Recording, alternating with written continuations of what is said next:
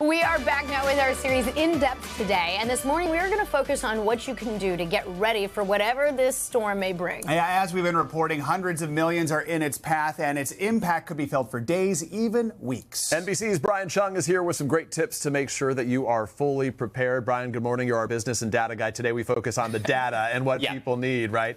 So there are a lot of states that are getting hit by this massive storm right now that aren't used to temperatures, conditions, anything like this. What do you need to do if you're already in it? What can you be doing now to prepare for those who haven't been hit yet? Yeah, well, as we heard from Angie's forecast, there are certainly a lot of places that aren't used to having to think about the best ways to insulate your homes and just doing the prep that you need to do to make sure you don't lose heat in places where you don't have to lose heat. So first off, some tips for your home. Clean those heating systems. Actually, the advice is to generally clean your furnace at least one time a year anyway. Seal those drafts, cover those windows, also clean your heating system, and make sure that you close the fireplace damper. That is ironically a place where a lot of people lose heat. If you're not actively using it for a fire, make sure that it's closed. Okay, good tip there. Heating costs are up nearly 10%. Yeah. What do we do to keep those costs down? Yeah, the average American family expected to spend almost $1,000 this winter season just on home heating costs, as you point out. That's a lot more expensive than the prior winter. Now, when it comes to things that you can do to save a little bit of money, turn on those humidifiers. It's actually a great way to further disperse heat that you already have coming from, let's say, for example, your heating units.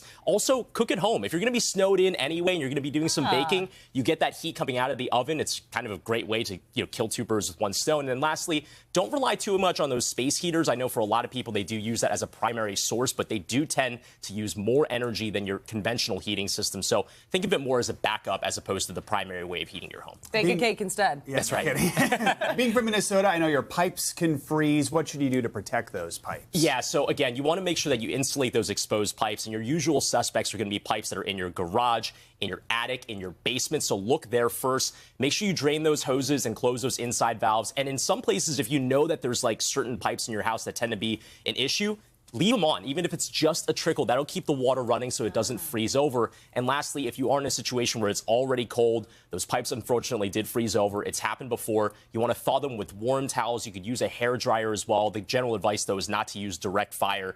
But again, just make sure you thaw them out as quickly as possible so that they don't burst. Brian, officials have been saying to folks, just stay home, just like really hunker down. Yeah. But for those who have to travel, what's your advice? Yeah, well, we saw George at the airport, right? And I think that there's going to be a bigger rush as you do get closer to some of those big impacts, especially on the East Coast here. I do think that when it comes to looking at flexibility, that is going to be your friend in this case scenario. So a lot of these airline companies are offering these vouchers where you can actually waive any sort of fees right now to move your flight. But keep in mind, everyone's getting those waivers right now. So you want to move early so you can be on that first flight once the storm ends. Also remember, the airlines might not compensate you. If you get to the airport and you think, well, I'm going to get some help from my airline company, remember that weather is not a covered reason for them to give you, let's say, for example, accommodation at a hotel. They're not obligated to do so. Take advantage of that waiver. And then lastly, also look at your credit card. They might give you some travel insurance if you do end up having to cancel some of those plans. So many good tips, Brian. Thank you. Looking behind you, the winds are whipping. You can see the flags at 30 Rock just going back and forth. It's going to be a cold one for folks.